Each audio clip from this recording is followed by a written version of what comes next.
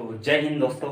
आज हम जैविक नियंत्रण के अंतर्गत मानव मस्तिष्क के बारे में अध्ययन करेंगे। तो सर्वप्रथम ये जैविक नियंत्रण मतलब होता है जीवों में होने वाली सभी क्रियाओं को नियंत्रित करना।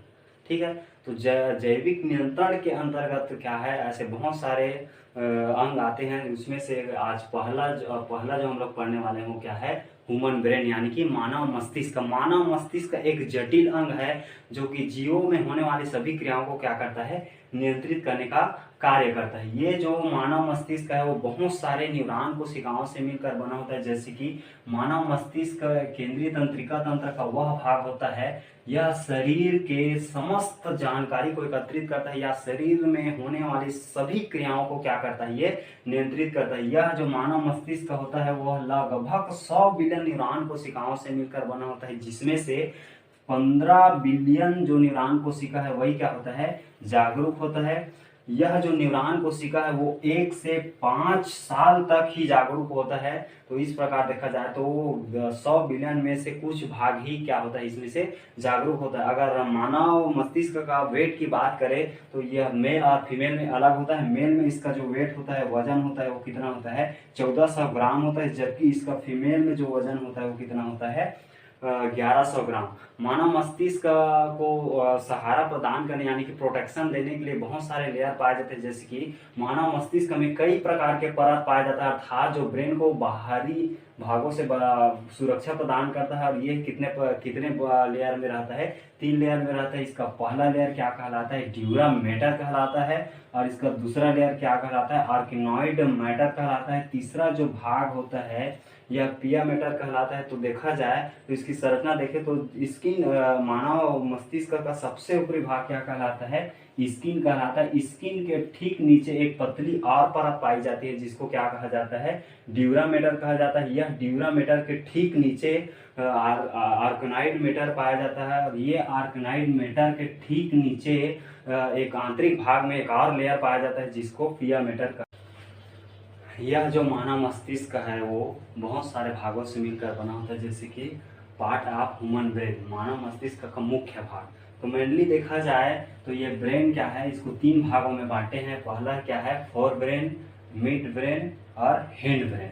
ये फोर ब्रेन को अग्र मस्तिष्क कहा जाता है, और ये मिड ब्रेन को मध्य मस्तिष्क कहा जाता है, और ये हिंड ब्रेन को क्या कहा जाता है, पश्च भाग कहा जाता है, पश्च मस्तिष्क कहा जाता है।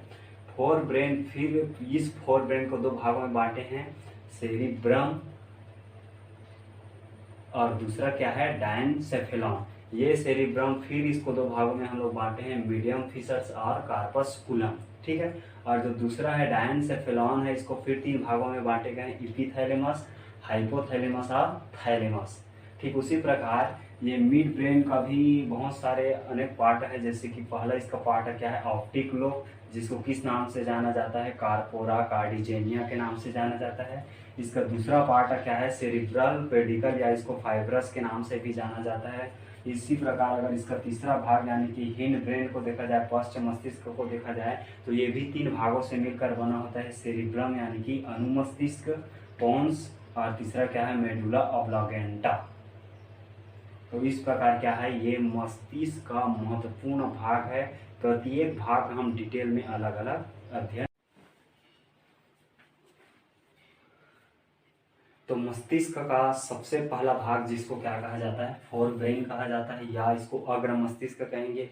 अग्र मस्तिष्क को हम 2 भागों में बांटे हैं, जिसमें से पहला भाग क्या कहलाता है, सेरिब्रम, या इसको क्या बोलते हैं, प्रमस्तिष्क। पूरे मस्तिष्क का यह सबसे बड़ा भाग होता है, जिसको हम संरचना के आधार पर कितने भागों में बांटे हैं, 2 भागों में बांटे हैं। पहला इसका भाग क्या कहलाता है, मीडियम फिशर कहलाता है, और दूसरा इसका भाग क्या कहलाता है, कार्पस लुटियम। तो संरचना इसका देखें तो इसका जो राइट साइड में जो संरचना पाई जाती है उसको क्या कहा जाता है, कार्पस कॉलम कहा जाता है, और इसके लेफ्ट साइड में जो संरचना पाई जाती है उसको क्या कहा जाता है, मीडियम फिशर कहा जाता है। और इन दोनों को जोड़ने वाला जो भाग होता है उसको हेमीस्फीयर के नाम से जाना जाता है। तो ये तो संरचना के आधार पे, अगर कार्य के आधार पे देखा जाए तो जो प्रमस्तिष्क है, सेरिब्रम होता है उसको हम 4 भागों में बांटे हैं।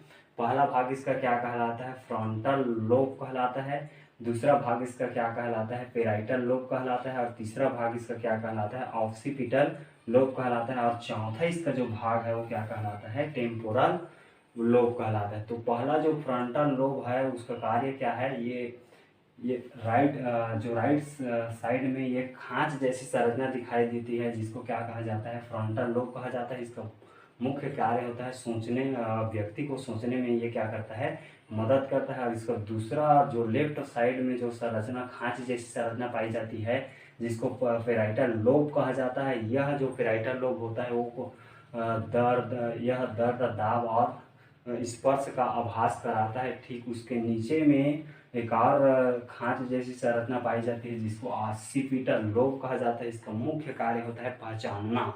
उसके बाद इसका चौथा जो पार्ट होता है वो क्या होता है, टेम्पोरल पार्ट होता है। और यह टेम्पोरल जो पार्ट है वो किस भाग में स्थित होता है, यह मस्तिष्क के पार्श्व भाग में स्थित होता है। अगर देखा जाए तो ये सेरिब्रम जो है महत्वपूर्ण, कौन कौन से क्या क्या ये नियंत्रित कर सकता है, क्या क्या कार्य कर सकता है। तो इसका पहला जो कार्य है वो क्या है, इंटेलिजेंस, मतलब बुद्धि के लिए क्या है, सहायक होता है। उसके बाद इसका दूसरा प्रमुख कार्य क्या होता है, मेमोरी यानी कि याददाश्त में ये मदद करता है। रीजनिंग यानी कि तर्क शक्ति में ये जो प्रमस्तिष्क है वो महत्वपूर्ण भूमिका निभाता है। स्किल, कौशल, अर्थात ये कौशल सोचने समझने में ये क्या करता है, महत्वपूर्ण भूमिका निभाएगा। ठीक उसी प्रकार ये जो सेरिब्रम है वो नॉलेज यानी कि पावर, शक्ति के लिए सहायक होता है। तो ये फोर ब्रेन का ये दूसरा भाग है जो आज जिसको हम देखते हैं। तो ये क्या है, डायनसेफेलॉन। ठीक है, ये जो डायनसेफेलॉन है उसको हम तीन भागों में क्या किए हैं, इसको डिवाइड किए गए हैं। जिसमें से पहला क्या है, थैलेमस, दूसरा क्या है, हाइपोथैलेमस, और तीसरा क्या है, इपीथैलेमस। तो अगर हम मस्तिष्क की संरचना देखें तो ये वाला भाग, ये सभी पार्ट दिखाई देता है इसमें।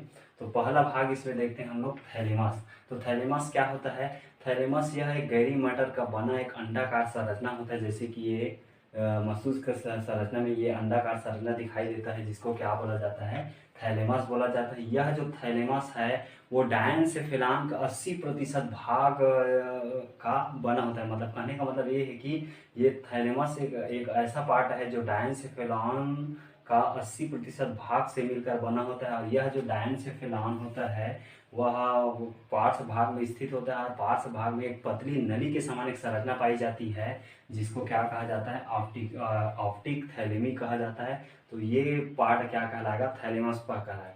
ठीक उसके बाद उसके ठीक नीचे में क्या पाया जाता है, हाइपोथैलेमस पाया जाता है। यह जो हाइपोथैलेमस है इसको क्या कहा जाता है, मास्टर ग्लैंड कहा जाता है। क्यों कहा जाता है, क्योंकि यह मस्तिष्क की संरचना का सबसे महत्वपूर्ण अंग है। यह सभी क्रियाओं को नियंत्रित करने में यह महत्वपूर्ण भूमिका निभाता है, इसलिए इसको मास्टर ग्लैंड के नाम से जाना जाता है। यह जो हाइपोथैलेमस है उसमें एक न्यूरोएसिटरी सेल पाया जाता है। यह जो सेल होता है वह क्या करता है, हाइपोथैलिक हार्मोन्स उत्पन्न करता है, जो कि क्या करेगा, मनुष्य के बॉडी में क्या करता है, यह ताप नियंत्रण करने का कार्य करता है, या ताप नियंत्रण में ये क्या है, मदद करता है। ठीक है, और ये हाइपोथैलेमस एक ऐसा पार्ट है, एक ऐसा इम्पोर्टेंट भाग है जिससे हमें यह आभास होता है कि भूख, प्यास, गुस्सा, प्यार, इसने इन सभी का आभास कौन कराता है, हाइपोथैलेमस।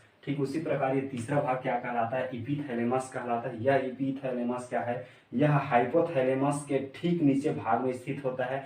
मतलब ये क्या है, जो हाइपोथैलेमस है उसके ठीक नीचे भाग में स्थित होता है। और इसका मुख्य कार्य क्या है, यह क्या करता है, गैस एक्सचेंज में महत्वपूर्ण भूमिका निभाता है। इसलिए इसको क्या कहा जाता है, जैविक घड़ी के नाम से जाना जाता है। तो अगर इसका मानव मस्तिष्क की संरचना में इसका और अगर हम डिटेल से देखें तो हमें ऐसा संरचना दिखाई देगा जहां ये ऊपरी वाला भाग क्या कहलाता है, थैलेमस कहलाता है। थैलेमस के नीचे भाग में एक झिल्ली, एक परत के समान संरचना पाई जाती है, जिसको ऑप्टिकल थैलेमी कहा जाता है। नीचे का जस्ट इसका नीचे का भाग क्या कहलाता है, हाइपोथैलेमस कहलाता है। और इधर राइट साइड में जो संरचना दिखाई दे रही है उसको क्या कहा जाता है, इपीथैलेमस कहा जाता है। तो ये मस्तिष्क का दूसरा भाग है जिसको क्या कहा जाता है, मिड ब्रेन या मध्य मस्तिष्क कहा जाता है। ठीक है, इससे पहले हम लोग फोर ब्रेन अग्र मस्तिष्क के बारे में पढ़ लिए हैं। उसके बाद हम लोग पढ़ने वाले हैं मिड ब्रेन। तो यह जो मिड ब्रेन होता है यह फोर ब्रेन के हाइपोथैलेमस व हिन ब्रेन के पोन्स के बीच में स्थित होता है। अर्थात कहने का मतलब ये है कि ये देखो, ये मानव मस्तिष्क का संरचना है, तो ये वाला क्या कहलाएगा, उसका फोर ब्रेन, और ये वाला भाग क्या कहलाता है, हिन ब्रेन। तो दोनों के बीच में कौन स्थित होता है, मिड ब्रेन। ठीक है, इसलिए कहा गया है कि यह जो ब्रेन है वो फोर ब्रेन के हाइपोथैलेमस व हिन ब्रेन के पोन्स के बीच में स्थित होता है। और इस ब्रेन को सबसे स्मॉलेस्ट पार्ट कहा गया है, क्योंकि क्या है, मस्तिष्क, इससे पहले हम लोग फोर ब्रेन के बारे में पढ़े हैं। तो फोर ब्रेन क्या है, सबसे बड़ा पार्ट था मस्तिष्क का, तो ये क्या है, ब्रेन का सबसे छोटा पार्ट कौन सा भाग है, मिड ब्रेन है। इस मिड ब्रेन को हम दो भागों में डिवाइड किए गए हैं। एक क्या होता है, ऑप्टिक लोब होता है, और दूसरा क्या होता है, सेरेब्रल पेडिकल होता है। ठीक, ये ऑप्टिक लोब जो होता है यह ब्रेन में यह चार पार्टों में डिवाइड होता है, जिसको चार पार्टों में दो अलग अलग डिवाइड होता है, इसलिए इसको क्या कहा जाता है, कार्पोरा कार्डिजेमिया के नाम से जाना जाता है। यह जो कार्पोरा कार्डिजेमिया है वो अलग अलग दो भागों में डिवाइड होता है। तो अगर देखा जाए तो ये दो क्या कहलाएगा, सुपीरियर कॉलिकुलस कहलाएगा। और इस सुपीरियर कॉलिकुलस का काम क्या है, दृष्टि से संबंधित, अर्थात जो हमें देखने के लिए जो प्रेरित करता है, देखने के लिए आभास कराता है, वो कौन कराता है, सुपीरियर कॉलिकुलस। इसका दूसरा जो भाग होता है वो क्या होता है, इंफीरियर कॉलिकुलस। यह इंफीरियर कॉलिकुलस क्या है, श्रवण संबंधित क्रिया को क्या करता है, ये आभास कराता है, नियंत्रित कराता है। अर्थात सुनने संबंधित क्रिया को कौन आभास कराएगा, इंफीरियर कॉलिकुलस। ठीक है, इस प्रकार देखा जाए तो इसका अगर संरचना देखा जाए तो ये ऊपर का ये दो भाग क्या कहलाता है, सुपीरियर कॉलिकुलस कहलाता है, और नीचे का ये दो भाग क्या कहलाता है, इंफीरियर कॉलिकुलस कहलाता है। इसका काम क्या है, देखने से संबंधित, और इसका काम क्या है, सुनने से संबंधित। और इस मिड ब्रेन का जो दूसरा भाग है वो क्या कहलाता है, सेरिब्रल पेडिकल। यह जो सेरिब्रल पेडिकल होता है वो इसका प्रमुख कार्य यह होता है कि यह मेरुरज्जु, स्पाइनल कॉर्ड और मस्तिष्क को क्या करना है, जोड़ने का कार्य करता है। तो इस प्रकार ये क्या है, मिड ब्रेन। तो ये ब्रेन का क्या है, तीसरा पार्ट है, जिसको हम क्या बोलते हैं, हिंद ब्रेन, या इसी को क्या बोला जाता है, प्रमस्तिष्क कहा जाता है। यह जो जो पश्च मस्तिष्क है उसको पूरे मस्तिष्क का सेकेंड लार्ज ब्रेन कहा जाता है। अर्थात इससे पहले हम लोग फोर ब्रेन के बारे में पढ़े हैं। तो फोर ब्रेन क्या है, मस्तिष्क का सबसे बड़ा भाग था।